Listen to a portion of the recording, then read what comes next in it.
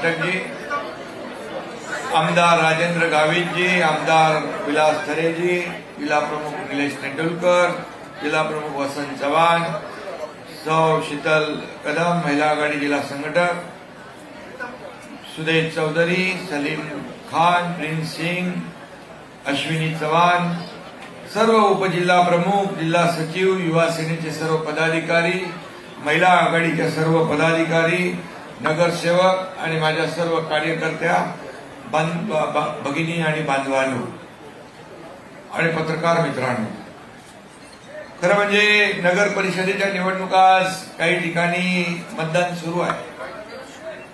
2 तारखेला काही लोकांना मतदान झालं आणि उद्या निकाल आहे. आणि मला वाटतं उद्या देखील संपूर्ण महाराष्ट्रामध्ये महायुतीलाच प्रचंड असं यश या राज्यामध्ये मिळालेलं आपल्याला पाहायला मिळेल. लोकसभा आपण जिंकली, विधानसभा आपण जिंकली, आता येणाऱ्या महापालिका देखील महायुतीने आपल्याला जिंकायच्या आहे. महायुतीचा भगवा फडकवायचा आहे. त्याच्यासाठी आपण आज या ठिकाणी एकत्र आलेलो आहोत. मी येताना पाहिलं की हॉलमध्ये देखील जागा नाही, बाहेर आपले पदाधिकारी कार्यकर्ते थांबलेले आहेत. मी त्यांना देखील भेटून आलो. निलेश, काय हॉल काय कमी पडला काय? आणि आता आपले पदाधिकारी ताकद वाढली आहे इकडे. आणि पुढच्या वेळेला सर्व पदाधिकारी कार्यकर्ते यांच्यासाठी पुरेल एवढा मोठा, मला वाटतं जाहीर सभा आपण मैदानातच घेऊ. आणि इथं गेले अनेक वर्षाचा कारभार आपण पाहिलेला आहे आणि तो कारभार आपल्याला परिचित आहे. गेले अनेक वर्ष या भागामध्ये विकासापासून वंचित राहावं लागलं या सर्वांना. मगाशी सुदेश चौधरी म्हणाले की ठाण्यासारखं करा, कल्याणसारखं करा, मग त्यासाठी तुम्हाला इथं महायुतीचा भगवा झेंडा फडकवावा लागेल. आणि जो विधानसभेमध्ये आपण फडकवलेला, आता इथं खासदार महायुतीचा आहे, आमदारही सर्व मला वाटतं 5 महायुतीचे आहे. त्यामुळे महापालिकेत देखील महायुती आल्याशिवाय राहणार नाही अशा प्रकारचा विश्वास या ठिकाणी मी व्यक्त करतो. आणि आपल्या लाडक्या बहिणी ज्या आहेत, मी नगर परिषद, नगर पंचायतीच्या निवडणुकांमध्ये महाराष्ट्रात फिरलो, मला एक वेगळं चित्र पाहायला मिळालं. अगदी रात्री 10-10 वाजेपर्यंत अगदी सातारा, सांगली, कोल्हापूर, पश्चिम महाराष्ट्रामध्ये गेलो, उत्तर महाराष्ट्रात गेलो, विदर्भात गेलो. थंडीमध्ये देखील माझ्या लाडक्या बहिणींनी खुर्ची सोडली नव्हती, बसल्या होत्या, वाट पाहत होत्या. हा एक वेगळा अनुभव पाहायला मिळाला. आणि म्हणून लाडके भाऊ, लाडक्या बहिणी यांनी संकल्प केलेला की येणाऱ्या महापालिकेच्या निवडणुकांमध्ये आपल्याला भगवा फडकवायचा. आणि म्हणून या ठिकाणी ज्या लाडक्या बहिणी उपस्थित आहेत, सगळ्या जातीपातीच्या आहेत. दर महिन्याची ओवाळणी आपली चालू आहे का? भेटते. आणि ही परमनंट आहे. मुख्यमंत्री माझी लाडकी बहीण योजना, लेक लाडकी लखपती योजना, एसटी मध्ये 50% सवलत, मुलींचं उच्च शिक्षण मोफत, शेतकऱ्यांना आपला शहरी भाग आहे, परंतु इतर वयोश्री योजना, इतर योजना आपण केल्या. या योजना सगळ्या सुरू राहणार. कारण काही लोकांनी या योजना बंद करायला घेतल्या होत्या, योजना कोर्टात गेल्या होत्या बंद करायला, परंतु तुमचा हा एकनाथ शिंदे मुख्यमंत्री होता, त्यामुळे दिलेला शब्द पाळणारा हा मुख्यमंत्री आहे. आणि म्हणून कोणी माईकाला आला तरी लाडकी बहीण योजना कधी बंद होणार नाही, हा शब्द आहे. आणि एवढ्यावर तुम्हाला ठेवणार नाही आम्ही. आणखी याच्यामध्ये मला पत्रकार विचारतात 2100 रुपयाचं काय? बोला योग्य वेळी तेही देणार, योग्य वेळी तेही देणार, जे जे आम्ही बोललोय ते करणार. आमच्या लाडक्या बहिणींना स्वतःच्या पायावर उभं करायचं आहे. कारण एकनाथ शिंदेने गरिबी पाहिली आहे. माझ्या आईची पत्नीची तकमक पाहिली आहे, काटकसर पाहिली आहे, महिना कसा चालवायचा पाहिलाय आणि त्यातूनच लाडक्या बहीण योजनेचा जन्म झाला. आणि म्हणून ही लाडकी बहीण योजना एक अशी गेम चेंजर योजना आहे की अनेक सक्सेस स्टोरीज आहेत. अनेक माझ्या लाडक्या बहिणी एकत्र येऊन छोटा मोठा व्यवसाय करू लागल्या, प्रपंचाला आधार देऊ लागल्या. या ठिकाणी स्वतःच्या सहीने स्वतःचे पैसे काढण्याचा अधिकार तुम्हाला मिळवून दिलेला आहे. आणि त्यामुळे हा गेम चेंजर ही योजना सगळ्यात आवडती योजना माझी कुठली असेल मुख्यमंत्री पदाच्या कारकिर्दीतली तर लाडकी बहीण योजना. त्यामुळे यावेळचं गणित वेगळं आहे. या लाडक्या बहिणी पूर्णपणे आपल्या बाजूने उभ्या राहिल्याशिवाय राहणार नाही.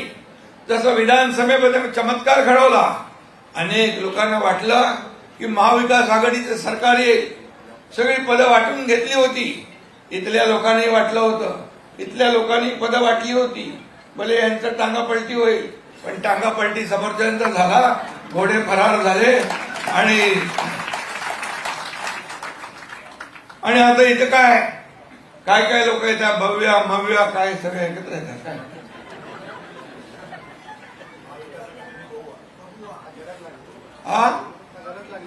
नाही, म्हणून मी आपल्याला सांगतो, नगरपालिकेमध्ये कोणीच दिसत नव्हतं, विरोधकच नव्हते, महाविकास आघाडीच दिसली नाही, आम्हीच फिरत होतो सगळीकडे. आणि मग त्यावेळेस त्यांनी तर पराभव स्वीकार केलेला. या महाराष्ट्रामध्ये कुठेही प्रचाराला नाही, कार्यकर्ते वाऱ्यावर सोडून दिले होते, कार्यकर्त्यांच्या मागे कोणी नाही. आणि म्हणून इकडे एकनाथ शिंदे ज्या ज्या ठिकाणी गेला तिथं पाहिलं, तिथले कार्यकर्ते भेटले मला, आपल्या लोकांना भेटले. अरे बोले, प्रत्येक गावागावात नगर परिषदेमध्ये शिंदे साहेब येत आहेत, परंतु आमचे नेते कोणी दिसत नाही, आम्हाला राम भरोसे सोडून दिले. राम भरोसे म्हणजे राम भरोसे. आणि त्यामुळे एकनाथ शिंदे हा कार्यकर्ता म्हणून काम केलंय, कालही मुख्यमंत्री होता तेव्हाही कार्यकर्ता म्हणून काम केलंय, आजही कार्यकर्ता म्हणून काम करतोय, उद्याही कार्यकर्ता म्हणूनच काम करणार. आणि मग शिवसेना हा आपला बाळासाहेबांच्या विचारांचा पक्ष आहे, आनंद दिघे साहेबांच्या विचारांचा पक्ष आहे, हा खऱ्या अर्थाने कार्यकर्त्यांचा पक्ष आहे, कार्यकर्त्यांचा सन्मान वाढवणारा पक्ष आहे. या पक्षात जो काम करेल तो पुढे जाईल, तर कोणी मालक नाही, कोणी नोकर नाही. आपल्याला नोकर समजणारे लोक, त्यांना लोकांनी त्यांची जागा दाखवलेली आहे. आणि म्हणून बाळासाहेब सहकार्यांना सवंगडी समजायचे. आताचे लोक सहकार्यांना घरगडी समजतात, नोकर समजतात, गुलाम समजतात. गेला जमाना. आता तुम्ही ही सर्व जनता जनार्दन मालक आहे, आपण सेवक आहोत, आपण विश्वस्त आहोत, ही बसलेली जनता मालक आहे. आणि म्हणून ही तुम्हाला उचलेल वरती आणि केव्हा आपटेल ते कळणार नाही. आणि म्हणून उगाच आपल्या ह्याच्यामध्ये कोणी राहू नये. आणि म्हणूनच मी आपल्याला एवढंच सांगेन, आपल्याला विकासाचा अजेंडा घेऊन पुढे जायचं आहे. विकासाचा अजेंडा घेऊन आणि हे वसई विरार पूर्णपणे या ठिकाणी पाहतोय, गेले अनेक वर्ष काय विकास केलाय. मला वाटतं खासदारांनी जवळपास 1100 कोटी रुपये या ठिकाणी केंद्रातून देखील या ठिकाणी आणलेले आहेत. वसई विरार महापालिकेच्यासाठी एसटीपी प्लांट, अमृत 2 पाण्याचा प्रश्न, गटारे, इलेक्ट्रिक बसेस अशा प्रकारचा निधी आणण्याचं काम आपल्या खासदार गावित साहेबांनी केलेलं आहे.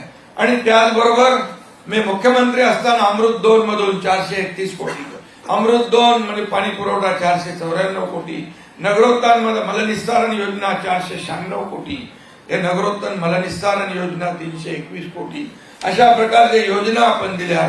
वसई विरार महापालिकेला 22-23 मध्ये 27 कोटी रुपये, महापालिका 2023-24 ला 22 कोटी रुपये, वसई विरार महापालिकेला 24-25 ला देखील 251 कोटी रुपये आणि 25-26 ला 10 कोटी रुपये.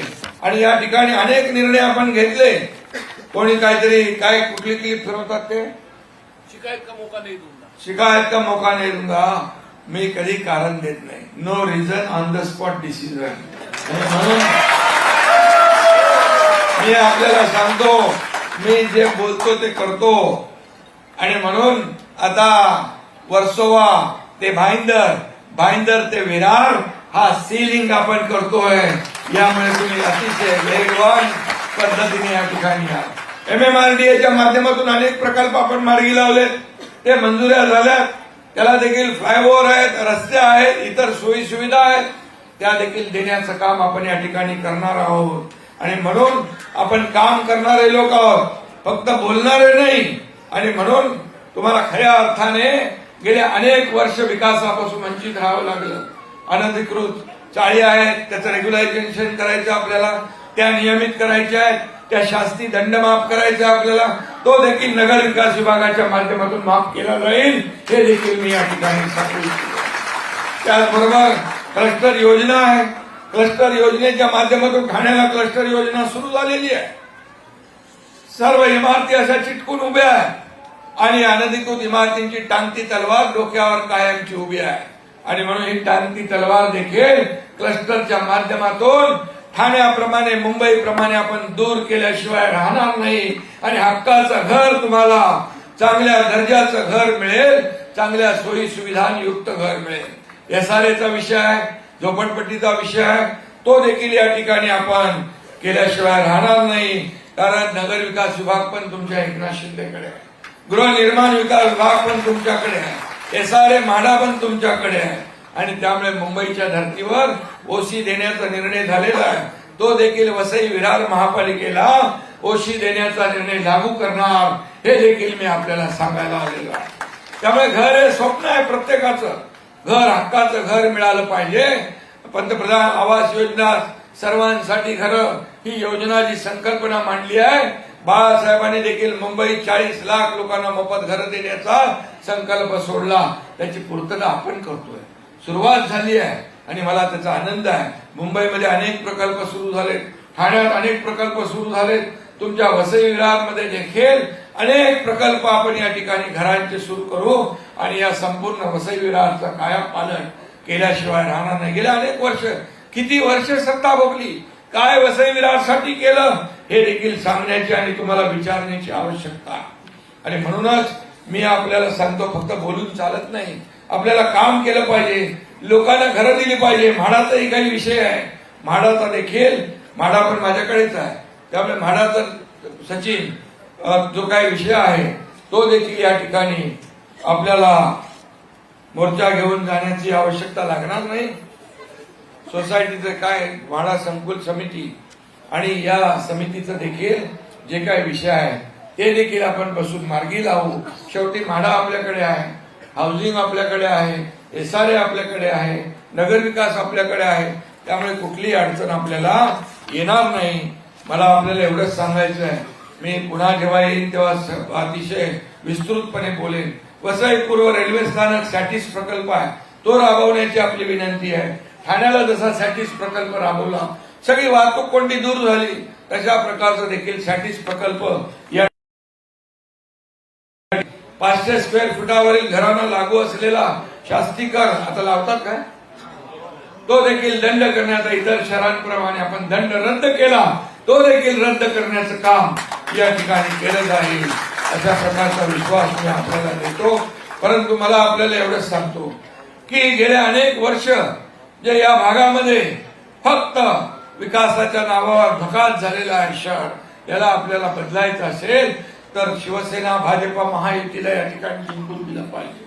महायुती म्हणून आपण या ठिकाणी निवडणूक लढवू. बाकी कुठे काय अडचण आली, तुम्ही स्थानिक पातळीवर बसून चर्चा करा. अडचण आली तर मुख्यमंत्री देवेंद्रजी आणि मी त्या अडचणी दूर करू. परंतु या ठिकाणी आपल्याला विकास पाहिजे तर लोकसभेमध्ये आपण जिंकलो, विधानसभेमध्ये लँडस्लाईड मॅन्डेट तुम्ही मिळवून दिलं. एकाच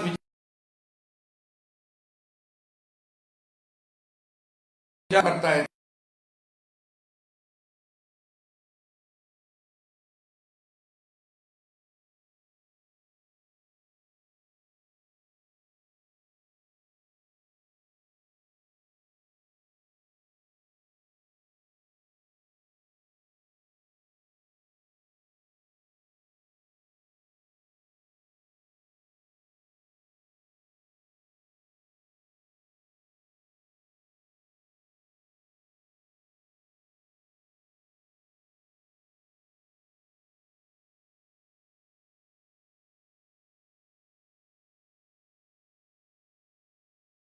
राज्य आपलं पुढे चाललंय आणि वसई विरार देखील याच मुख्य प्रवाहात आलं पाहिजे, विकासाच्या मुख्य प्रवाहामध्ये आलं पाहिजे. आपल्याला बाकी काही दुसरं काही नाही, आपला अजेंडा खुर्चीचा नाही, ज्या लोकांनी आपल्याला खुर्चीत बसवलंय त्यांच्या समस्या सोडवणं हा आपला अजेंडा आहे. त्यांचे प्रश्न सोडवणं हा आपला अजेंडा आहे. भूमिपुत्राला न्याय देणं हा आपला अजेंडा आहे. आणि म्हणून शिवसेना या ठिकाणी ज्या पद्धतीने आपण घराघरामध्ये आज वाढवत आहे, शिवसेनेची ताकद वाढतीये. शिवसेनेची या ठिकाणी एक आपल्याला मी एवढंच सांगेन की शिवसेना आज आपण ज्या पद्धतीने पुढे नेतोय, आज गावागावामध्ये घराघरामध्ये गावागावात सगळीकडे आज पाहतोय. आज या नगर परिषदेच्या निवडणुकांमध्ये मी पाहिलं की जवळपास 4,000 जागांवर 4,500 जागांवर शिवसेना लढली. आणि मग विदर्भ असेल, मराठवाडा असेल, उत्तर महाराष्ट्र असेल, पश्चिम महाराष्ट्र असेल, सगळ्या महाराष्ट्रामध्ये एक शिवसेनेचा धनुष्यबाण पोहोचतोय. आणि धनुष्यबाण म्हणजे विकास, शिवसेना म्हणजे विकास. आणि हे धोरण घेऊन आपण पुढे जातोय. त्यामुळे इथं काय कोणी केलं यापेक्षा 80% समाजकारण, 20% राजकारण हा जो काय मूल मंत्र बाळासाहेबांनी दिलाय तो आपल्याला पुढे घेऊन जायचा आहे. स्थानिक भूमिपुत्रांचे प्रश्न आपल्याला सोडवायचे आहे. आणि म्हणूनच एक दिलाने आपण काम करण्याची आवश्यकता आहे. बाकी काय प्रश्न असतील तर मला गावीतजी सांगा, ते देखील आपल्याला सोडवता येतील. कारण